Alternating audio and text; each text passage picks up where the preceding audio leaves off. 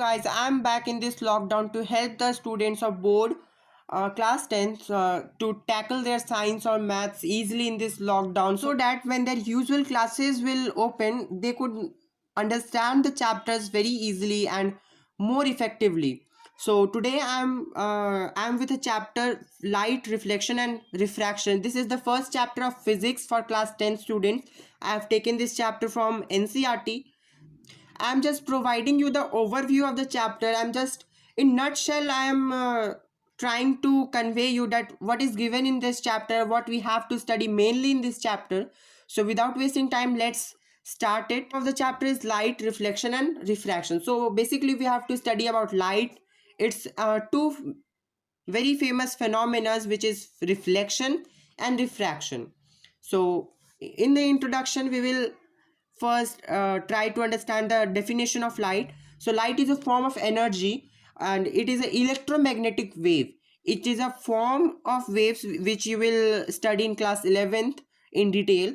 uh, for now you have to just keep in mind that light is an electromagnetic wave and it does not require any medium to travel. Unlike sound, which requires a material medium for their propagation, light does not require any material medium for their propagation. So now we came across the topic reflection. I have written the definition of reflection. It is a bouncing back of light from a smooth or highly polished surface is called reflection.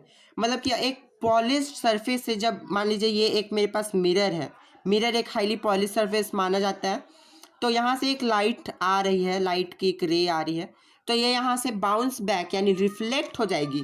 इस phenomena को हम लोग reflection कहते हैं. Now we have the laws of reflection. It is same which you have studied in class 8th or 9th.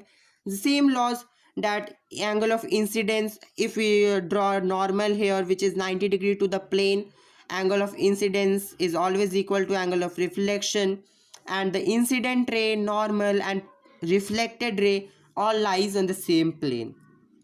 Now the basically which we have to study in this chapter is spherical mirrors. Now the spherical mirrors are those mirrors whose reflecting surface are a part of whose reflecting surface are spherical and are called spherical mirrors. These are of two types, concave mirrors and convex mirrors. Concave mirror is like this one, which has its reflecting surface curves inward, and convex mirror is this, which has its reflecting surface curves outward. Now for these two mirrors we have to study some terminologies so that we can solve the numericals and problems of these chapters very quickly.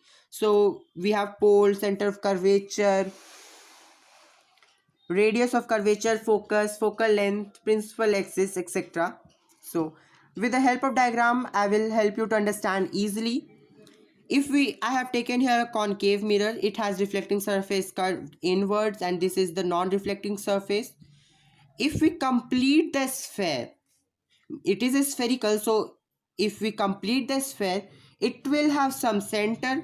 So this center is known as the center of curvature, and from this center to the reflecting surface, the length will be the radius of the sphere, and this is also known as the radius of curvature. And the middle point of the spherical mirror is known as pole, and a line passing through this center of curvature and pole is known as principal axis. And this focus, and any parallel incident ray when fall on a mirror, it will pass through a certain point. This point is known as focus. This is known as focus, and the length between focus and pole is known as focal length. And this is very important comparison, that r is equals to 2f, which means radius of curvature is twice the focal length. We can write it in other ways, like focal length is equals to r by 2. Focal length is half the radius of curvature. So I have taken here concave mirror. If we will take a convex mirror which has reflecting surface curves outward and we will complete its sphere, the same thing will follow the center of curvature, pole, principal axis, focus and all that.